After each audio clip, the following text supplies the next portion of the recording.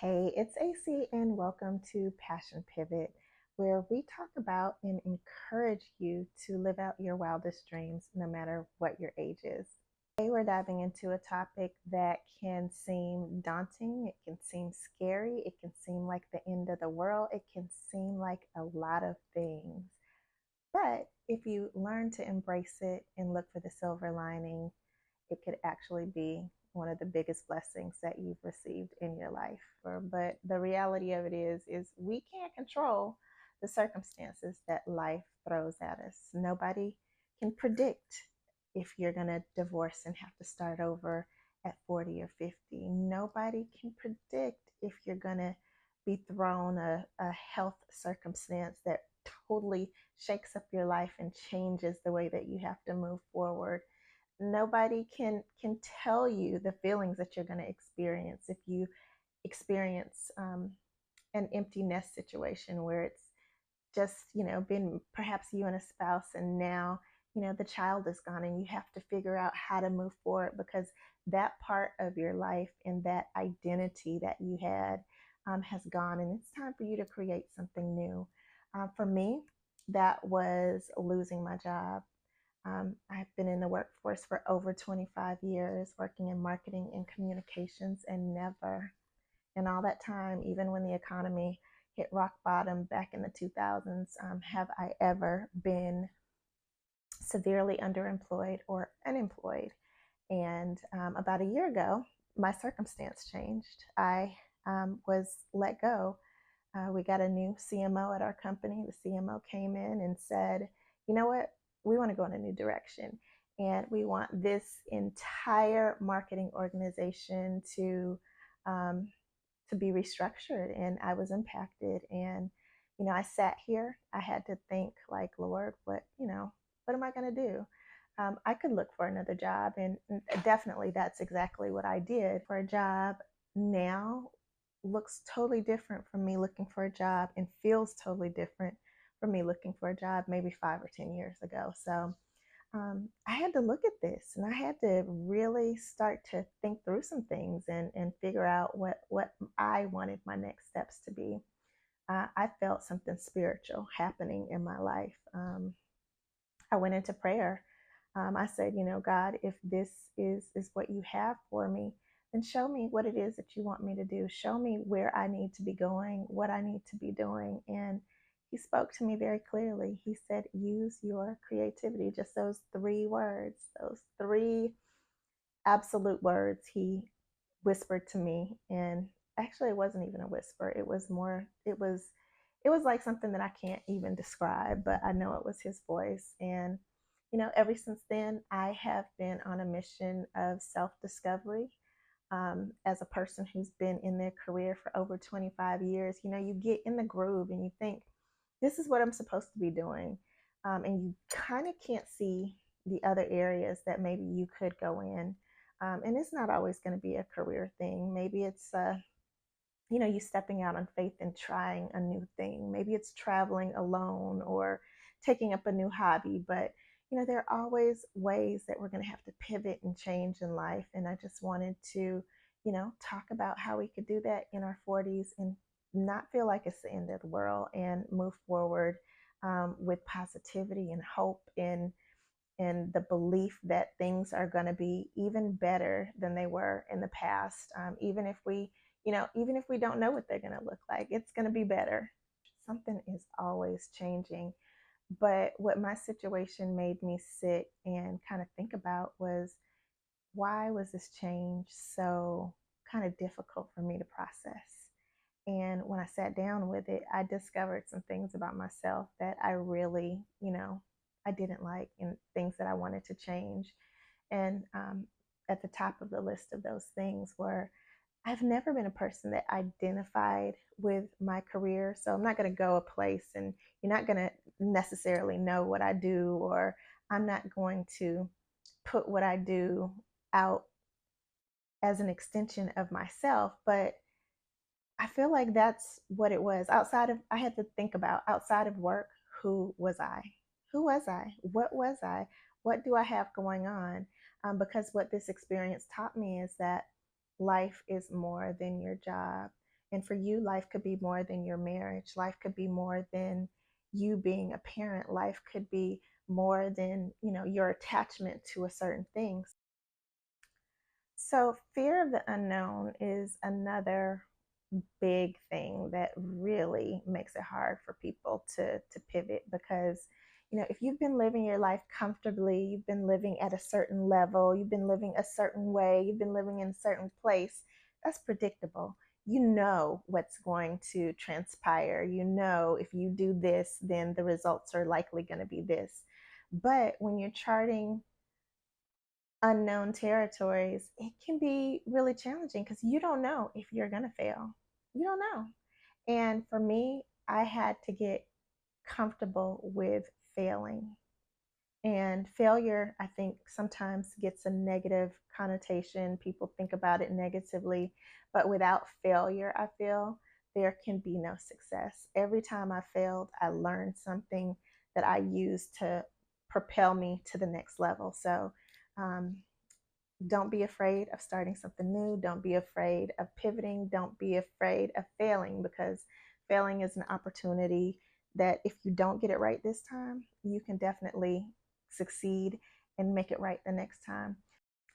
I think another reason why sometimes we can be so hesitant to move forward and to rebuild is because we grieve that part of us that we lost. So I think it's okay to grieve a marriage, that you really cherished. It's okay to grieve. Obviously, sometimes we pivot because, we lose people in our life. Like it's okay to grieve a friendship or to grieve a relationship that has ended. And because there's a lot of comfort in stability in those things. But those are things that you can positively come out from under, even in your 40s. Now, the biggest, I feel the absolute, without question, biggest thing that challenges us from starting over in our 40s and beyond is self doubt. Self doubt. Like nobody else has to doubt you because there are enough of us that doubt ourselves. We doubt whether we are good enough, whether we are capable enough, whether we have what it takes enough to do whatever it is that we want to do. But yeah, don't, I think you have to find a way to let go of that self doubt. And for me, when I heard God say, use your creativity, I'm like, well, God, that's a really broad thing to tell me. I wish you could be a little more specific. But I meditated on those words and I just thought about, what are the things that I've been good at? What are the things that have brought me joy? What are the things that I find the most interesting? And I just, in my own way, set out to explore everything that gave me joy and lit me up on the inside because I didn't want to spend another 25 years in a posh career making great money being unfulfilled on the inside. I feel like the other part that we have to talk about when we're talking about like jumping out and defeating the fear and recrafting ourselves in our 40s and 50s is the financial impact. I know you probably said, "Oh yeah, it's good to follow your dreams and all that stuff," but the reality of it is, we all have bills, and me included. Like who was it? Drea, R. Kelly's ex-wife said, "I got mortgages, and stretch marks over here." It's like grown woman world. So you do have to be thoughtful about how you pursue what you want to do, but I always believe that, if you are doing what is meant for you to do, God will provide. You will make a way and things will work out. So don't let the financial impact or the lack of financial stability deter you from, recrafting yourself and going in the direction that you would ultimately want to go. We've talked about all the, I guess you would say, hard things that are involved with rebuilding yourself. But let's talk about all the really great reasons as to why you can do exactly what you want to do and why now is the time for you to do those things. I actually think your 40s are the new 30s, but on steroids, because at 40, you've lived a whole lot of life by now. You know what you want, you know what you don't like, you hopefully have some understanding of what you're really good at. And I think you can use all these things to really craft your life in a very impactful way. The other thing that I like to talk about that makes us prime at this age to succeed at whatever we choose to is the fact that we are more resilient. I mentioned earlier that by now we have lived through some things, baby. We have experienced some things, we've come back from some things, we've experienced some setbacks, but all of those things you lived through. You lived through, you fought through, you might have cried through them, you might be smiling now, but that gives you the ammunition that you need to craft the narrative for your next act and to do so with grace. I think the thing that's different from your 20s and 30s is like when you're in your 20s and 30s, you think everything is the end. Oh, this didn't work out, and the way that you wanted to, or something isn't manifesting in enough time for you the way that you think that it should. But the 20s and 30s, you really kind of sort of are learning how to take some of the things that come your way, and by the time you get 40, 50, 60, hopefully you've experienced some things and you know how to kind of roll with the punches of life, and things don't knock you off like they used to, or things won't deter you from moving forward like they could have in your 30s or 40s. So I think that's a benefit. So, with that being said, I think there are four things that people who are navigating a pivot can do to discover where they should start and move forward in starting over at 40, 50, 60, or beyond. So, the first step for me involves really understanding what I'm good at, what I like, what makes me happy, what's interesting to me. And I feel like you really have to dig into that. And some ways that you can do it are by vision boarding. Like if you're thinking a year down the road, if you're thinking 5 years down the road, get a picture of where it is that you would want to be, whether it's activities that you want to do, places that you want to visit, feelings that you desire to feel. Get them all out there, put them, on a visual landscape so that you can kind of meditate on those and naturally start to do things that are going to help you to experience the things that you put on there.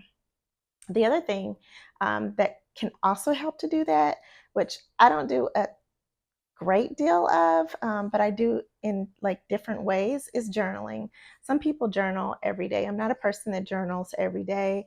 I do write things down on occasion when I have an inspiration, or there's something that I want to remember to implement in the future. So I think really thinking about what you want to do, or if you see something that excites you and that's something you want to do, write it down so that you can start to craft your narrative through journaling. I think that can also help experience the things that you put on there. The other thing that can also help to do that, which I don't do a great deal of, but I do in like different ways, is journaling. Some people journal every day. I'm not a person that journals every day. I do write things down on occasion when I have an inspiration, or there's something that I want to remember to implement in the future. So I think really thinking about what you want to do, or if you see something that excites you and that's something you want to do, write it down so that you can start to craft your narrative through journaling. I think that can also help. Now, the second thing might not be relevant for everybody. For me, it was highly relevant.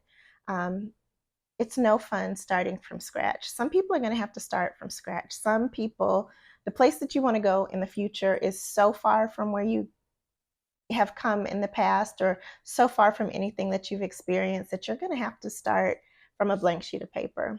But others, it might be a little easier because maybe you can leverage some of the things that you're already good at, some of the things that you've dabbled in here and there. I gave the example of me really just starting to dive into things that interested me. I started to take an art class. I've always been an artistic person. I used to draw a lot. Um, in middle school and high school. And I always wondered, like, well, maybe what could have happened if I had have nurtured that part of me. So I did that. I don't think that I'm going to be a Picasso or anything, but I think it was a good creative outlet because when God said use your creativity, I need to explore everything. How did I know that it wasn't going to be a Picasso like situation? So that's one example of something that I did. The other thing is, I really just started to get more in tune to things that I like doing. Like I said, I'm an artistic person, but I also enjoy taking in art. So there are a lot of different art exhibits that I started to frequent. I've gone to Art Basel before. This year they had an event in Atlanta, which was like a baby Basel for Atlanta. And I went there and I just felt so alive, so awake because I was surrounded by things that really, excite me and made me happy. So that is something else that you might try to explore. So just making sure that you are engaging with things that are actually interesting to you and things that you have some knowledge of. So maybe you're good at finances, or you've always been the person to manage money and been able to save. Well, maybe that could translate into you being more of a financial services expert. Maybe you're a person who's always given great advice. Maybe, you could look, if it's something that you're interested in, maybe your calling is to be a counselor. But when we're talking about starting over and recrafting, I don't always like to think about it in terms of what this career move is gonna be about, because it's not so much about the career as it is finding things that really make you happy and that you can enjoy your life with. So, the third thing that I would recommend is, don't ever get to a point at which you stop learning. I feel like when you stop learning, that's pretty much the end of it. And I think that's one thing that has allowed me to move through, the different shifts and changes that I've experienced in the last year. So, always learning something new. There are tons of free courses that I've taken on the internet, be it about AI. I love AI, so I'm a technology enthusiast, but I don't think I want to spend, the rest of my time here dedicated to AI and tech type stuff. It's something that interests me and something that I've started to learn about. So always be a learner. Find a way to become skilled in the craft at which you seek. So, you might say, well, I don't have the money to go to a college course or take a college course and become an expert in this particular thing. The really good thing about social media in the world that we live in today is YouTube is such a great place to learn from and such a great place to get inspiration, that I feel like you can learn, you can Google things there. Google actually has different courses that you can take. People are in a, a kind of stage in the world where they enjoy sharing about different things. So if you do a quick Google search, I imagine that you can find just about expertise on anything that you want to learn about. So I think that's something that you need to be prepared for, is to always be learning something new to help you kind of bridge the gap between where you've been and where you're going, so that you can operate on a high scale when you get to where you want to go. So I think that's really important. And perhaps the most important thing that I have not discussed on any level would be the next one. And that is finding your people. Find people that want to learn maybe the same thing that you want to learn, people that are already doing the same thing that you aspire to do, or a community of people that don't necessarily want to do what you want to do, but they're here to support you along your journey. Having somebody to support your dreams at this age and phase of your life can be a little tricky and hard at times, because you got to remember these are the people that have seen us as being a mother for the last 25 years, and they wonder, well, why is it that she's venturing out to do something different? These are the people that have seen you as perhaps an educator all this time, and they're wondering why you want to be a DJ all of a sudden. So you got to find people that support your goals and dreams. And for me, the best place to do that has been by kind of getting mentorship. So if there's something that I want to do, I 9 times out of 10 have a mentor in the area, for somebody that can help tell me, the behind the scenes of things. The other thing that I'm really into, I spend about maybe 2 hours a day digesting podcasts in different subject areas.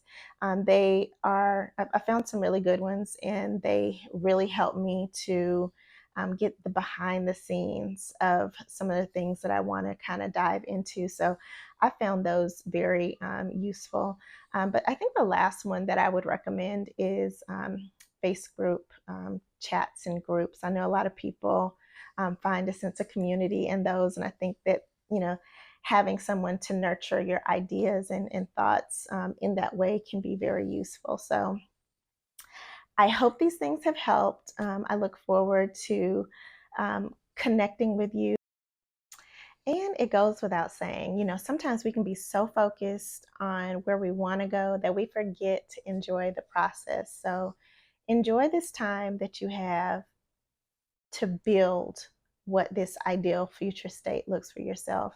I feel like if you're like me, you kind of live the last 10, 15 years on autopilot, kind of doing the things that you thought were right in the moment. And you didn't have an opportunity to kind of visualize and chart out what you wanted that next thing to be. It kind of all fell into place.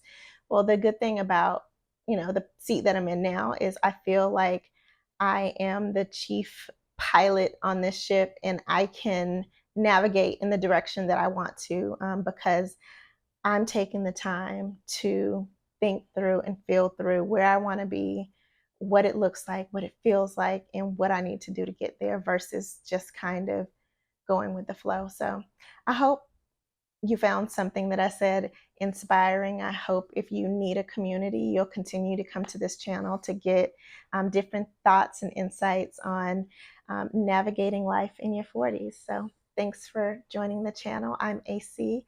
Please subscribe to the channel, and I look forward to connecting with you in the future. Toodles.